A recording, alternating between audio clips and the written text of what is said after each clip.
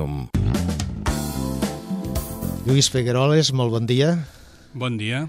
Un treball que parla de l'agricultura, quan sembla que les Terres de l'Ebre l'agricultura la tenia una mica de costat i sempre hem pogut dir que des de segles la gent, la nostra gent, en un tant per cent molt elevat ha viscut sempre del món de l'agricultura, no és així, Lluís? Bé, que penso que és una evidència. Les terres de l'Ebre, la comarca de Tortosa, que després ne parlarem què s'ha d'entendre o què entenem per comarca de Tortosa. Que el cèlebre oli de Tortosa, conegut arreu de fora, no? Efectivament. Pues sí, l'agricultura és l'àmbit predominant. Inclús recentment el doctor José María Franquet ha fet un estudi voluminós sobre el sector primari a les Terres de l'Ebre que evidencia aquest fet i, a més, històricament. Jo el que m'he focalitzat i m'he centrat és precisament quines normes jurídiques regulaven o regulen, inclús encara avui, aquest fet agrícola de les nostres comarques. I quan vaig començar a treballar, perquè a les universitats això no mos ho ensenyen, sí, mos ensenyen el que és un costum, com a font de dret, efectivament, però d'una manera abstracta. Quan jo vaig començar a treballar, enguany ha fet 42 anys que em vaig col·legiar, Déu-n'hi-do, i el meu mestre va ser don David Domènech Roig, el que sempre honoraré.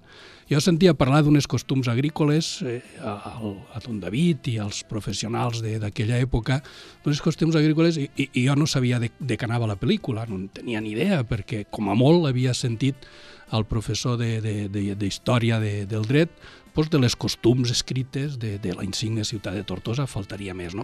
Però res més. I clar, a poc me vaig anar interessant d'aquest tema. Però el cert i segur és que en aquella època, estic parlant de l'any 71, les costums agrícoles de la comarca de Tortosa estaven en mans dels professionals i molt escassament. Per què? Perquè no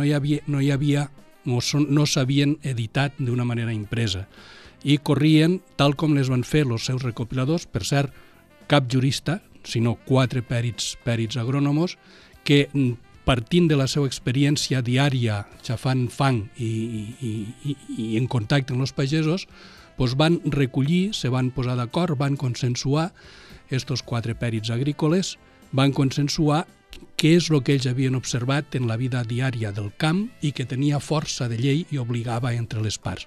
I ho van recollir en un opuscle, jo ho porto aquí, he tingut la sort, la gran sort, i ho agraeixo, en un opuscle mecanoscrit. I a partir d'aquí va anar creixent el meu interès per aquest fet, i el cert i segur és que avui en dia s'invoquen davant dels tribunals, es guanyen i es perden pleits per això. La veritat és que és un tema molt interessant el que avui portem aquí a l'espai de l'entrevista Costums agrícoles de la comarca de Tortosa, àmbit d'aplicació i vigència.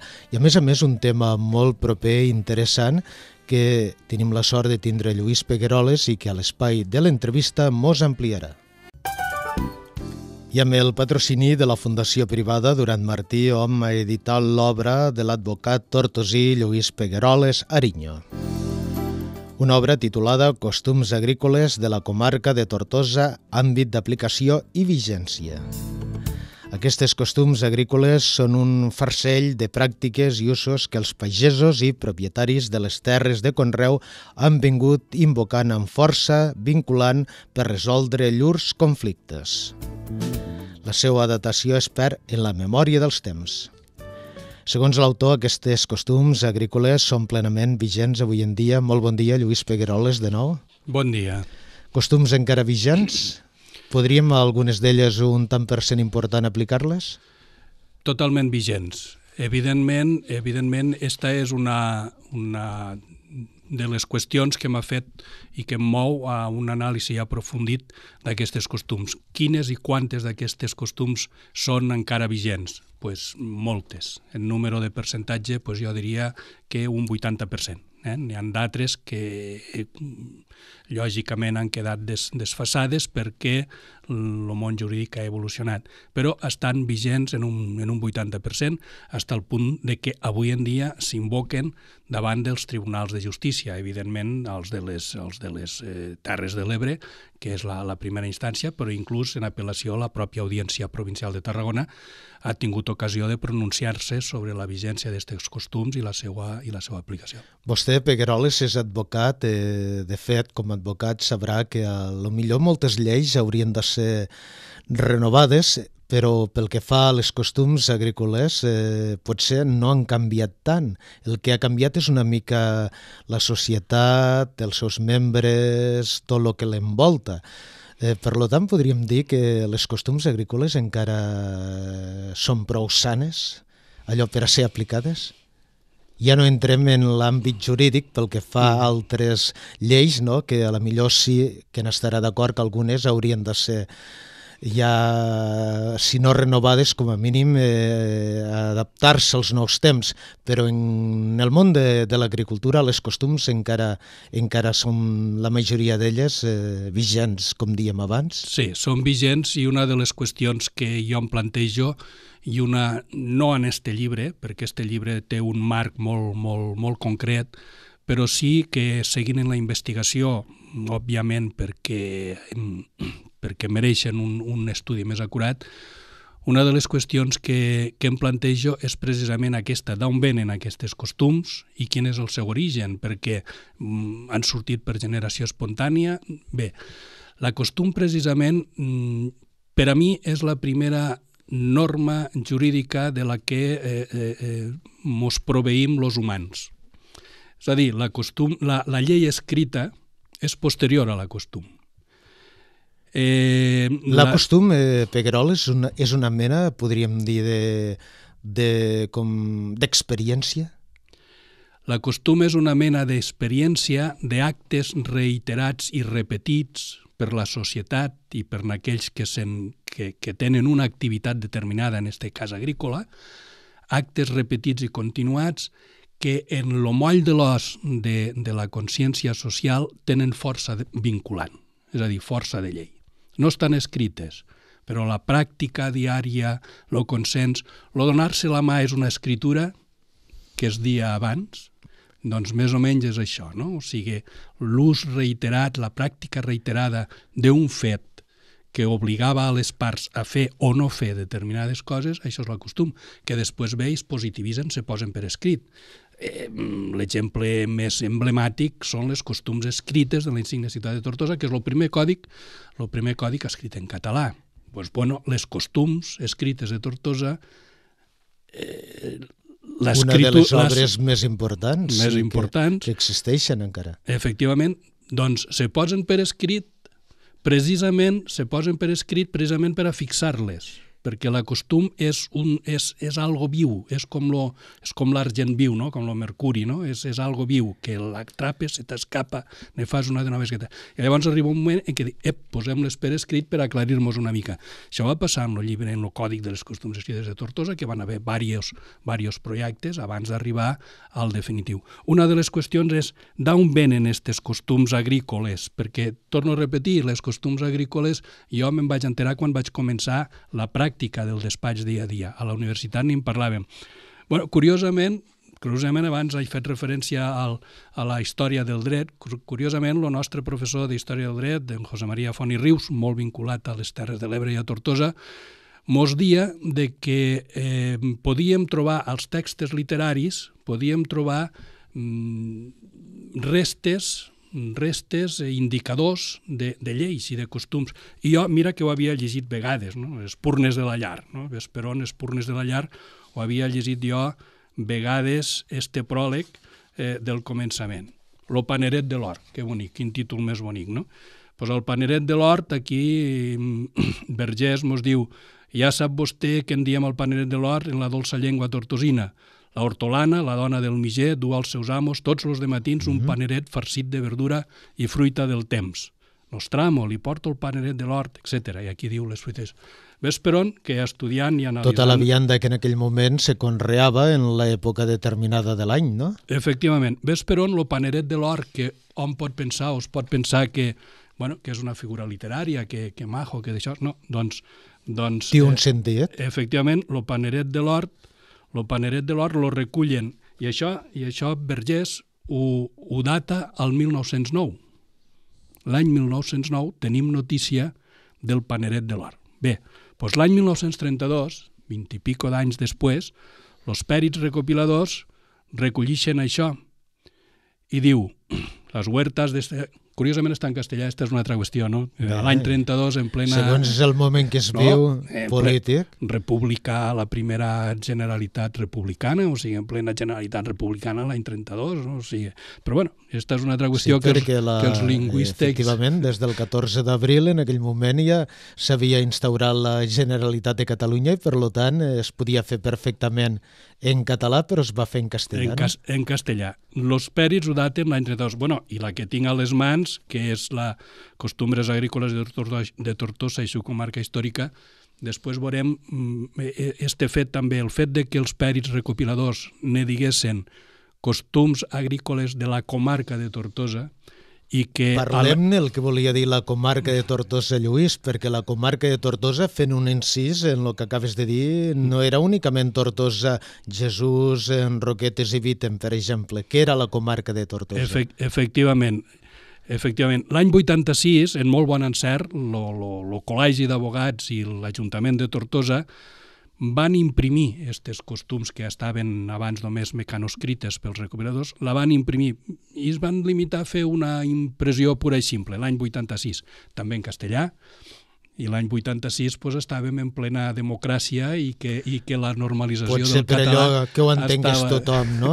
Aquella sortida que algunes persones tenim, que mos entengui que tothom, no? Bueno, el qual demostra que estàvem espanyolitzats des de molt temps enrere, no? O sigui, la cosa ve de lluny. Ve de lluny. Doncs bé, a les costums, en aquesta recopilació que fan, l'any 32 i després l'any 86 en la impressió, se diu que las huertas de esta comarca, cuando no se arriendan, acostumbran a darse a parcería o a medias, corriendo de cargo del aparcero todos los trabajos y la mitad de las semillas, y del propietario la otra mitad y la totalidad de los abonos. De los productos corresponde la mitad a cada una de las partes. Llavors diu, el colono podrá consumir para sí y su familia, o sigui, veiem que eren amigues, però ens diu, el colono podrá consumir para sí y su familia todo lo que necesite de los productos del huerto. Y viene obligado a llevar cada día al propietario un cesto de las verduras y frutas que en cada época se vayan cosechando. És a dir, que el paneret de l'or literari de Vergés és una norma jurídica que regia. Avui en dia jo he de dir que això no està vigent. Li hem de dir, Lluís Pegueroles, que aquest costum un servidor l'ha conegut a casa, no? Sí. Vull dir, probablement els administradors del Mas del Bisbe, jo recordo perfectament que baixava a estudiar a Tortosa en 14 o 15 anys i un company meu portava la panereta de la Verduda al Bisbat de Tortosa, que era la mostra dels arrendadors que en aquell moment estaven al Mas del Bisbe de Vítem, no?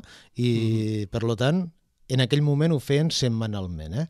Es veu que això del dia, doncs clar, no es conreava tanta cosa, però ho he viscut personalment, que un amic meu portava el paneret de la verdura i de la vianda de l'època, precisament al Palau Episcopal, des del Mas del Bisbe, no?, de Vítem. Sí. És a dir, que això tampoc no fa tantes dècades, no? Efectivament, no fa tantes dècades i encara avui és més com una qüestió de cortesia que no com una obligació jurídica.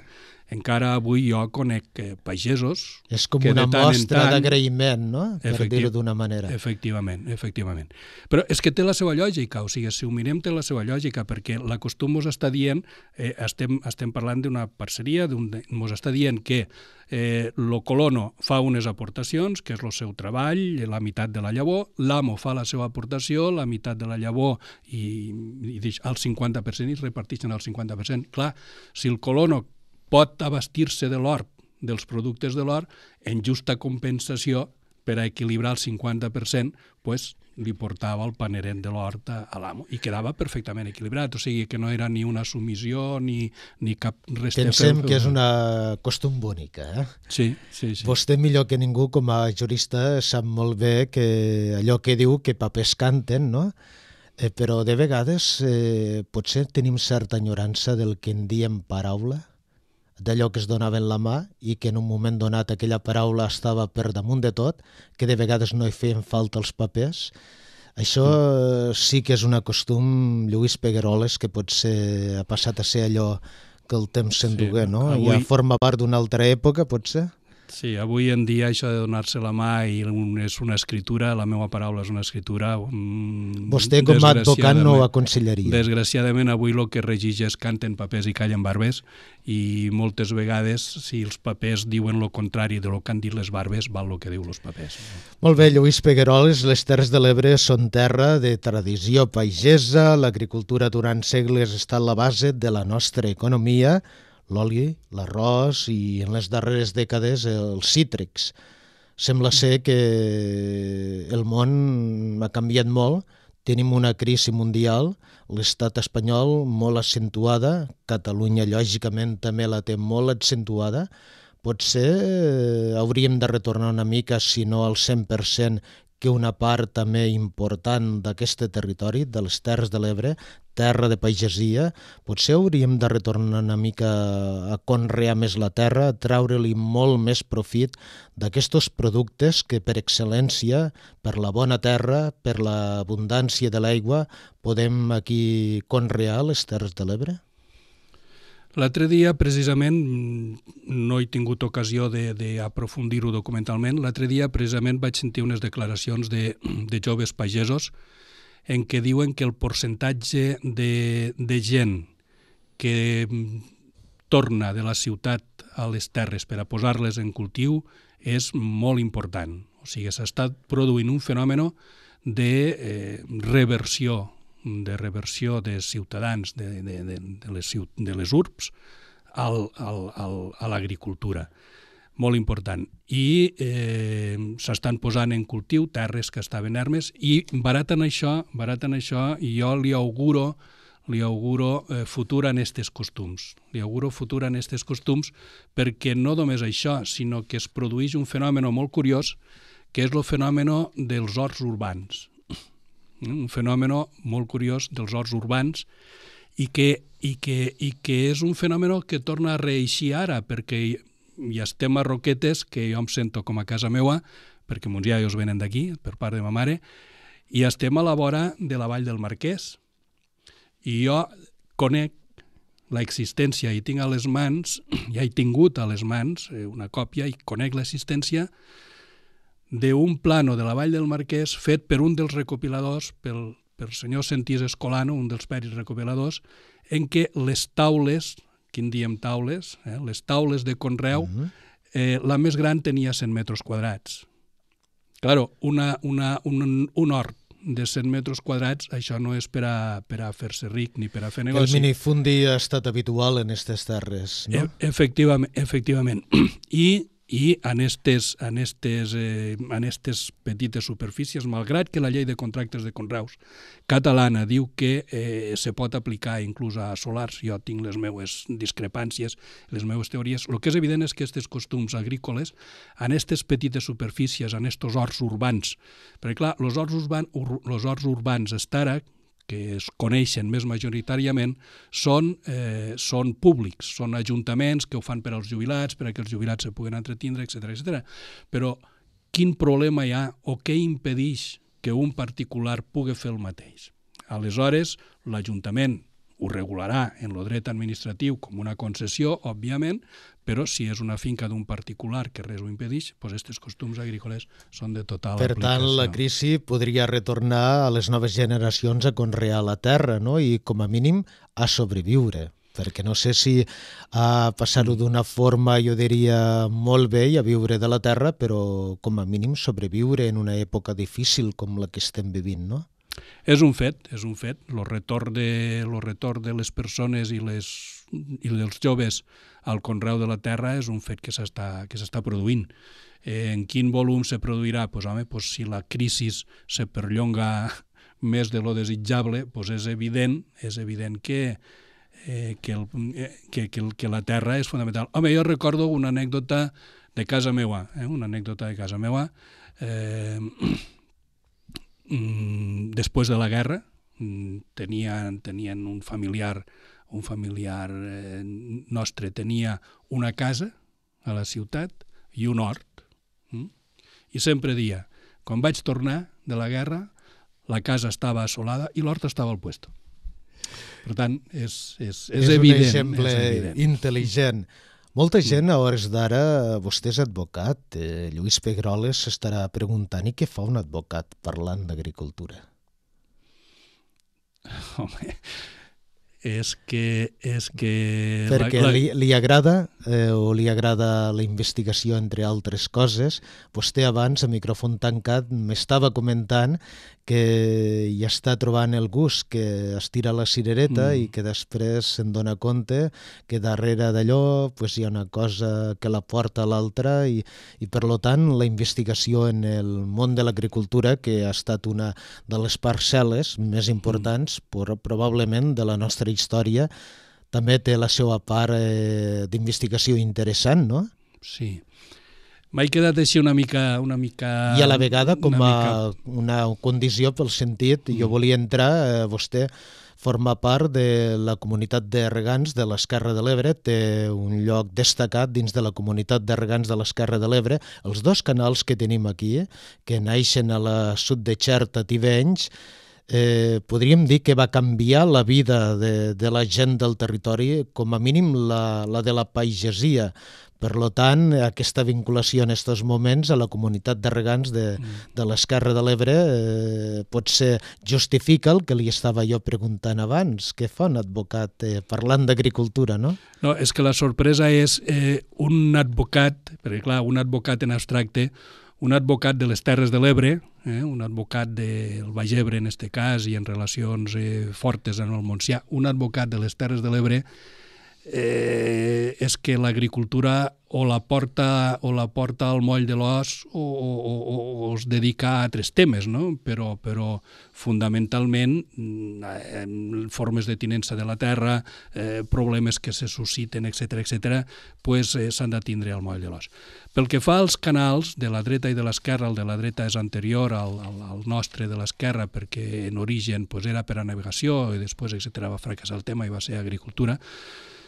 Jo sempre dic el mateix a tots els foros que vaig, a Madrid, i això ens portaria a altres temes, però bueno, el que vostè vulgui estic disposat a parlar. O sigui, a tots els foros que vaig, a Saragossa, a Madrid, perquè tenim una forta polèmica en els cabals ecològics. Estos cabals que... I encara estem al mig.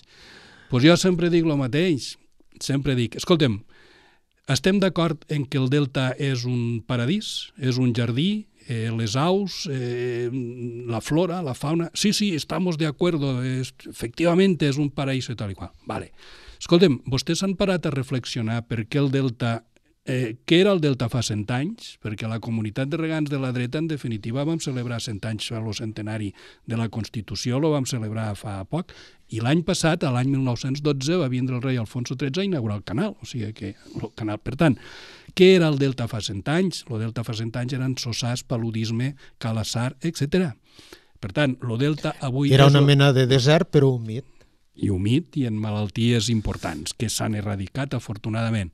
Sí, estamos de acuerdo y sí, claro, gracias a los canales, bueno, d'acord. Hasta aquí tot bé. Quan dius que s'han de respectar els cabals i quins cabals se necessiten per a que els canals continuen fluint i per a que se conservi el delta, perquè clar, els canals que són, i també faig la mateixa comparació, els canals dreta i esquerra que són la botella.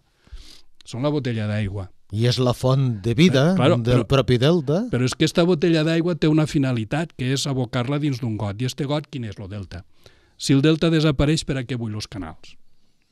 Per tant, s'han de mantindre. Per a mantindre el delta és fundamental i essencial que l'aigua fluïsca generosament tant pel canal de la dreta com de l'esquerra. Aquesta és una guerra molt seriosa que s'entén, però el que diem abans... Escolta, ja que ara diu que s'entén, com és que ho van entendre en una època, en l'època d'Alfonso XIII, que això era necessari, els polítics d'aquella època ho van entendre i ara els polítics actuals no ho entenen? Què passa? Pues, bueno, passa que... Quan sembla que avui hi ha més democràcia, Sí, de fet ja està, no? sí. Potser, i en canvi, en una època que podríem dir que era molt més diferent que l'actual, van entendre que aquests canals i l'aigua donaven vida al delta. Passa Al delta i a totes les hortes abans d'arribar al delta, esclar, sí. no? Passa pues, que l'aigua és un bé molt cobejat. Passa que la conca de l'Ebre és molt gran. I passa pues, que se planifiquen regadius i hi ha expectatives de regadius més enllà de l'aigua que baixa pel riu. O sigui, pel riu no baixa l'aigua que es necessita. I expectatives fora de les contrades de l'Ebre, que aquesta és una altra història, no? Bé, sí, aquesta és una altra història, efectivament. Bé, perquè és una batalla important, perquè, clar, se pot un cridar molt pot un enganyar-se molt. Per cert, que ara venint m'he fixat que altra vegada tornem a tindre la platja de davant del monument i la tornem a tindre a vista. És a dir, que durant 2 setmanes més o menys el riu ha baixat taufanós, preciós i tal. Hem de dir que ha sigut un goig aquesta primavera, aquest hivern-primavera, no sé vostè, però jo no recordo... han estat quasi 3 mesos d'un riu que sí que era un riu, que no era un barranc, no? Sí. Fa molts anys que el riu no baixava com baixa. I si baixés sempre com ha baixat este mes, doncs no tindríem discussions de caudals ecològics ni tindríem discussions de cap classe. Per tant, tot això va lligat en l'agricultura. Sense aigua no hi ha agricultura, evidentment, no hi ha conreus i en conseqüència va tot lligat. Sí que he de dir que, desgraciadament, les comunitats de regants, i este potser seria un altre objecte d'un altre treball, desgraciadament les comunitats de regants, no només les 2 grans importants, cuidado, perquè al nostre territori n'hi ha moltes de comunitats de regants, no només les 2 grans comunitats del canal de la dreta i de l'esquerra, i tants altres. Aldover, la comunitat de regants d'Aldover, comunitat de regants del Canalet, etc. Són grans desconegudes i la normativa que les regula encara més. Cada comunitat de regants, això és molt desconegut, cada comunitat de regants té un tribunal que se'n diu jurat de regs, que és l'únic tribunal especial que existeix després de la Constitució. Per a jo explicar-me, és l'equivalent del Tribunal de les Aigües de València, que és conegut per tothom. O sigui, el Tribunal de les Aigües de València, cada comunitat de regants ne té un. Bueno, i aquí en estos tribunals, en estos jurats de regs, és on les costums del camp es mantenen, estan vives i s'apliquen, surten de noves, etc. És una història interminable perquè ja sap que l'Antic Testament ja parlava que les grans lluites entre tribus i pobles eren a conseqüència dels pous de l'aigua i, per tant, estem al 2013 i aquestes lluites encara estan vigents. Lluís Pegueroles, autor de Costums agrícoles de la comarca de Tortosa, àmbit i aplicació i vigència. Després d'aquest treball, Lluís, que han anat redescobrint coses, que potser moltes d'elles les coneixia, però altres, de manera que es van investigant, van avançant i es van, diguéssim, acudint nous coneixements a la recerca dels mateixos. És un treball interessant, si més no, diem abans que les Terres de l'Ebre, concretament la comarca de Tortosa, és una zona agrícola de les més importants, no únicament de Catalunya, sinó de l'estat espanyol. Arrel d'aquest treball vindran altres treballs i...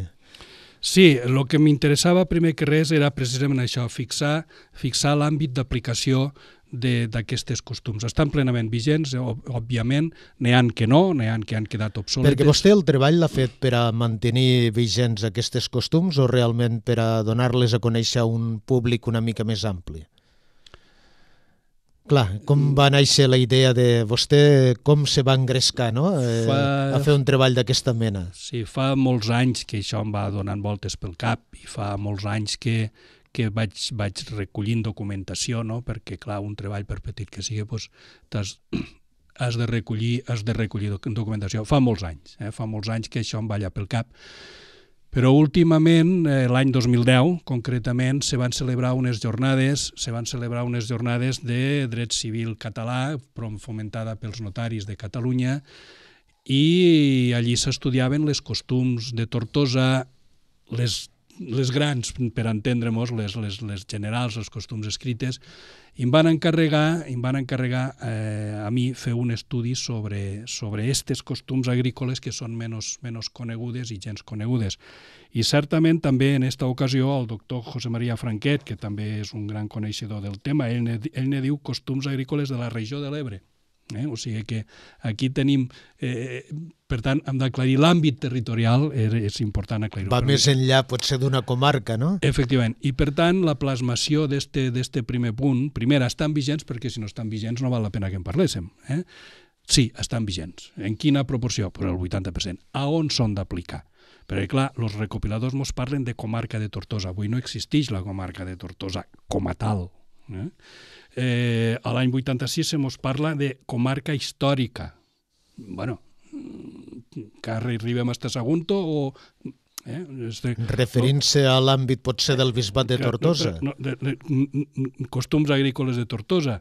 El doctor Franquet parla de costums agrícoles de la regió de l'Ebre. Bueno, ja ho aclarim. Bé, jo faig un estudi partint precisament de la recopilació de l'any 32. El que està clar és que els recopiladors, que per cert no us he deixat, però val la pena que diguéssim qui són, no? Pues són José Florensa Condal, una eminència. José Florensa Condal té una referència Enric Bayarri a la seva història de Tortosa al tomo 8è, té una referència biogràfica de José Florensa Condal, una eminència, no? Va ser tècnic de la comunitat de regants, precisament, i un dels desaigües o tubos del delta porta el seu nom, Antonio María Sánchez Escolano, que abans m'he referit d'ell parlant de la Vall del Marquès i el seu plano i les parcel·lacions, Esteban Lamote de Grinyón i Miquel Gaia Gilabert. Bé, estos senyors, quan recopilen les costums agrícoles de la comarca de Tortosa, tenen molt clar de què estan parlant quan parlen de la comarca de Tortosa. Ells ho tenen claríssim. No en fan una definició, no diuen les coordenades UPM, però tenen claríssim quina és la comarca de Tortosa. I a més, suposo que ho fan sense baixar la vista ni el cap, no? Perquè de vegades avui en dia això s'ha de mirar una mica, no? Que pot ofendre algú, no? Però en alguna època era un prestigi dir jo estic dins la comarca de Tortosa. Sí, este també seria un tema de reflexió, perquè el territori té aquesta mena de... se li produeix urticària quan se'n parla de Tortosa i més del territori de Tortosa, no? Però bueno, aquesta és una altra qüestió. El que sí que jo he arribat a la conclusió, això, de què estaven parlant els pèrits recopiladors quan parlen de la comarca de Tortosa. Bueno, doncs afortunadament l'any 30-31, la Generalitat Republicana, la primera Generalitat Republicana, va fer l'estudi, el primer estudi de divisió territorial de Catalunya en vegueries. I en aquest estudi de divisió territorial de Catalunya en vegueries surt la comarca de Tortosa. Surt la comarca de Tortosa planificada, delimitada planimètricament i en els pobles que l'abasta. Aleshores, la comarca de Tortosa és el que abans, n'era l'antic partit judicial de Tortosa. Partit judicial de Tortosa, que no és només lo d'avui, sinó que el partit judicial de Tortosa abastava llavors, i la comarca de Tortosa abastava llavors el que avui és comarca del Baix Ebre, comarca del Montsià, comarca de la Terra Alta i comarca de la Ribera d'Ebre. Certament aquí hi ha una matisació a fer. No tota la comarca de Ribera d'Ebre actual, sinó gairebé més de la meitat. Per tant, aquesta és la comarca de Tortosa, les actuals del Baix Ebre, Montsià, Terra Alta i la meitat de Ribera d'Ebre. Jo someto la meva tesis a qualsevol altra millor fundada, però és que és concloent, perquè els estudis de la Generalitat del 32 està. I curiosament, i ara ho he de consultar a l'Arxiu Històric de Tarragona, curiosament, en voltes de l'any 30-31, 32, que és quan se fa la recopilació, hi ha una càmera agrària de la comarca de Tortosa. Hi ha uns estatuts a l'Arxiu Històric de Tarragona. Càmera agrària de la comarca de Tortosa i la seva comarca. Clar, és evident. És evident. Jo, esta és una vegada més... Ara bé acabo.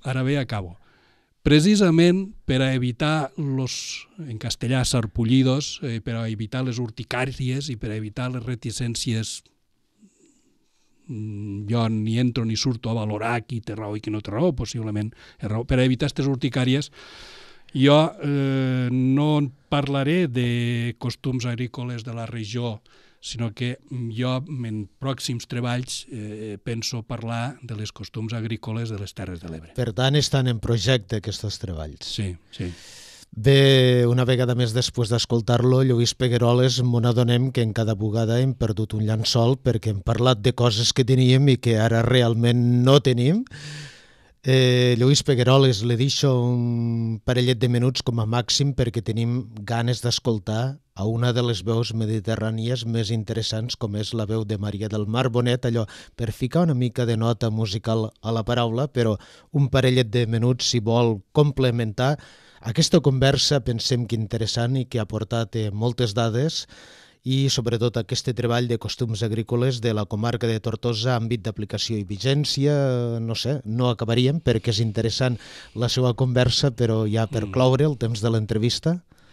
Bueno, seguint el fil, entre altres coses que m'ha mogut, primer la curiositat científica d'esbrinar el que jo em dic microlegislació, així com hi ha microbiòlegs que han d'agafar el microscopi, que aquests costums davant d'unes constitucions o davant del dret europeu, no sé què, dius, bueno, de què mos parla ara aquest home, no? Bueno, són unes normes que aquí estan, o sigui, més enllà de la curiositat científica, és donar-ho a conèixer les noves generacions de juristes de les Terres de l'Ebre, perquè són grans desconegudes, entre altres coses perquè les edicions s'han esgotat, s'han esgotat les edicions.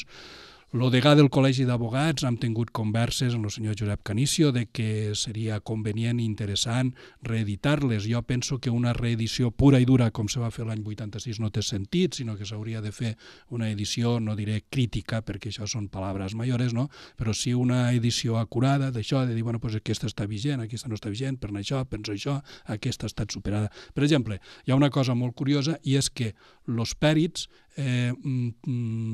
tenen almenys moltes pàgines dedicades a valorar l'ús de fruit. O sigui, a valorar l'ús de fruit.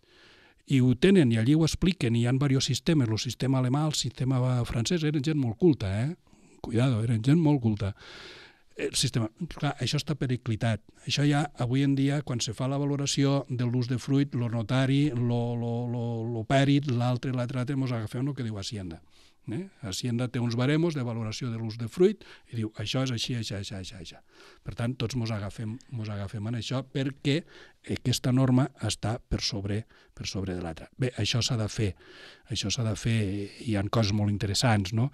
Per exemple, jo sempre he dit, perdó, i va ser una conversa amb un gran jurista també d'estes terres i coneixedor, que és Juan José Murall Sales. Jo dia, les costums estes són costums obertes.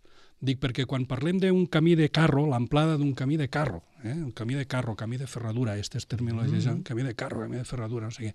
Quan parlem de l'amplada d'un camí de carro, que les costums fixen d'una forma determinada, de què estem parlant? Doncs home, jo dia llavors, estem parlant de l'estri més gran que s'utilitzava al camp.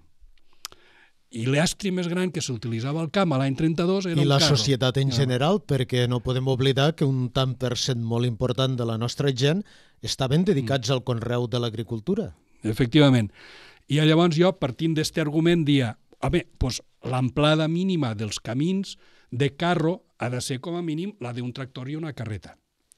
Bé, després, esta opinió meva, parlant col·loquialment, me l'he tinguda que tragar perquè Juan José Murall diu, no, home, no.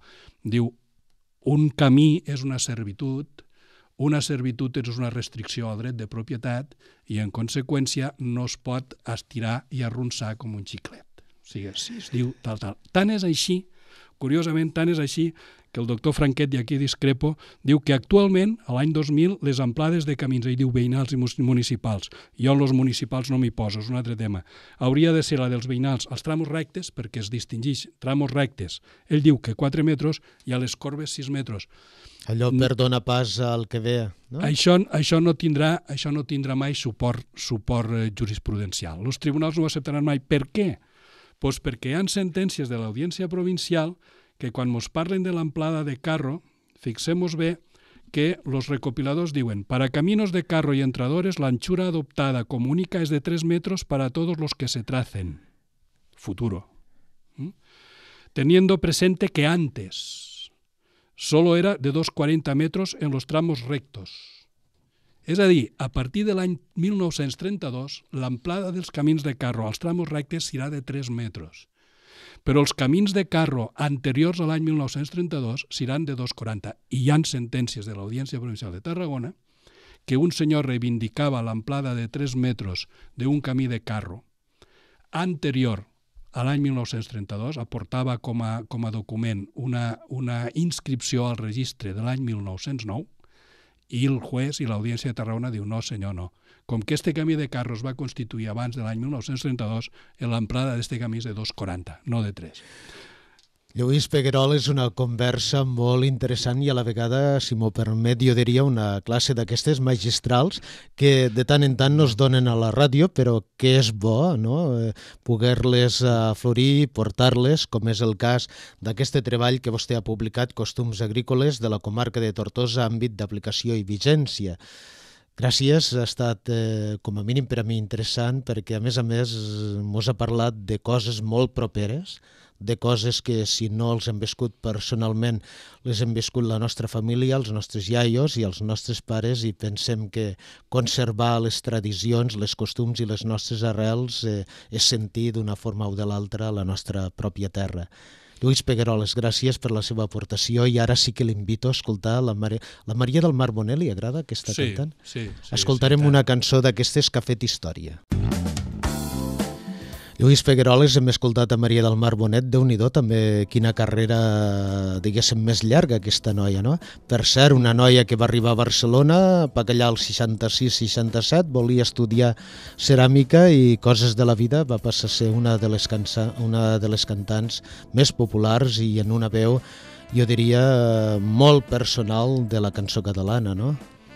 Una gran època aquella, sí. Se'n recorda de l'època dels cantautors catalans, dels 16 jutges i sobretot d'aquest entusiasme de la joventut lluitadora dels 60 i 70, no? I tant que me'n recordo, i jo hi participava, i a tall d'anècdota jo vaig presentar a Raimon al Patronat en un dels festivals que es feien a l'any 66, 65, i allí va estrenar, aquí a Tortosa es va estrenar el Digue'm No de Raimon. Molt bé, Lluís Pegueroles, el nostre convidat avui al temps de l'entrevista. Hem recordat una pàgina històrica de la cançó catalana amb la veu de Maria del Mar Bonet. Gràcies, Lluís Pegueroles, una vegada més. I a tots vostès, amics oients, gràcies per ser còmplices del nostre temps de ràdio.